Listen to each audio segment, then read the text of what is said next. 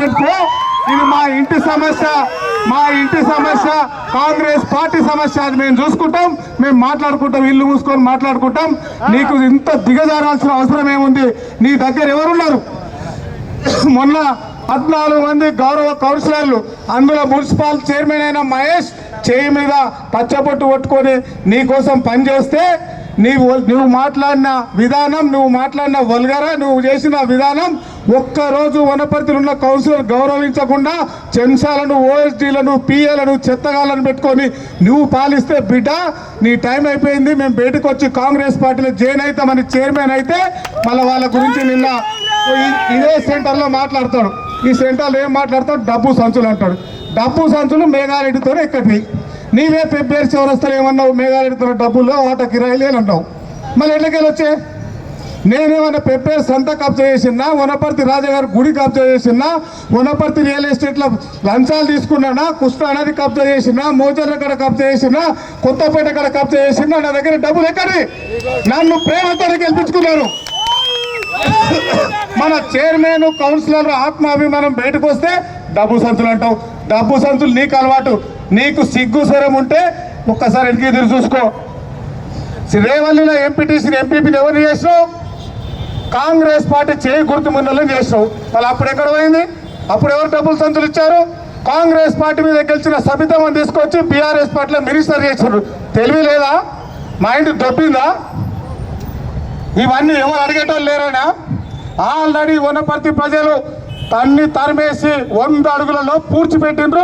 నీకు వనపర్తి గల్లీలా, వనపర్తి సెంటర్లో తిరిగే నైతిక హక్కు లేదు బిడ్డ నిరంజన్ రెడ్డి. నీవు ఇంటికి పోవాలి. ఇకపోతే రోడ్డు వైండింగ్ అంటాడు. రోడ్డు వైండింగ్ డెవలప్ చేసినా కాంగ్రెస్ పార్టీ వచ్చితే ఆగిపోయింది అంటాడు. ఏం చేసినావు? 243 కోట్ల బిల్లులు పెండింగ్ ఉన్నాయి వనపర్తి. తెలుసా మీకు? అన్ని లెక్క తీసిన ఆయనకి ఎవరైతే కమిషన్లు ఇస్తారో వాళ్ళ బిల్లులు ఇస్తారు. రోడ్డు వైండింగ్లో ఇటు సెంటర్ నుంచి ఇటు 50 ఫీట్లు ఉండాలి, అటు 50 ఫీట్లు ఉండాలి. ఎవడైనా షాపు 1 లక్ష రూపాయలు ఇస్తే 2 ఫీట్లు ముందరకు వస్తుంది.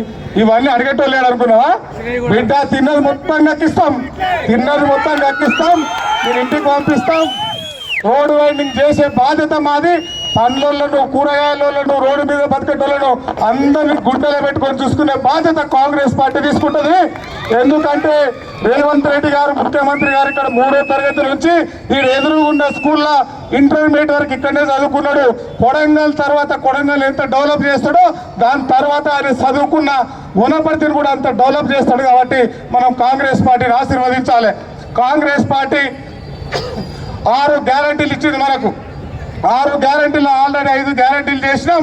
మీరు ఏడ చేసిండ్రు, ఏం చేసిండ్రు, ఎక్కడ చేసిండ్రు అంటాడు ఆయన. అన్నీ చేసినాం. మేము అన్నీ చేయడం తెలుసు, మాకు ఎట్లా చేయాలో తెలుసు, అభివృద్ధి తెలుసు, ఇంజనీర్లతో ఎట్లా మాట్లాడాలో తెలుసు, వనపర్తి ప్రజలతో ఎట్లా మాట్లాడాలో తెలుసు. మేము అన్నీ చేస్తాం. నువ్వు నీకు రెస్ట్ ఇచ్చిండ్రు, నువ్వు ఇంటికో. దాంతోపాటు మొన్న రాహుల్ గాంధీ గారు మళ్ళీ 5 గ్యారంటీలు ప్రకటించిండు.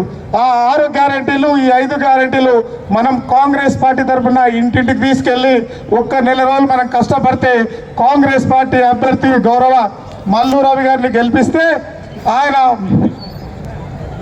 పార్లమెంట్లో రాహుల్ గాంధీ గారు ప్రధానమంత్రి అవుతారు. రాహుల్ గాంధీ గారు ప్రధానమంత్రి అయితే మల్లు రవి గారు మినిస్టర్ అవుతారు. మల్లు రవి గారు మినిస్టర్ అయితే వనపర్తి పట్టణాన్ని నాకు ఇచ్చిన 25,000తో పాటు 50,000 మెజార్టీ ఆయనకి ఇస్తే ఆయన మనకు వనపర్తికి రైల్వే లైన్ తీసుకొస్తాడు.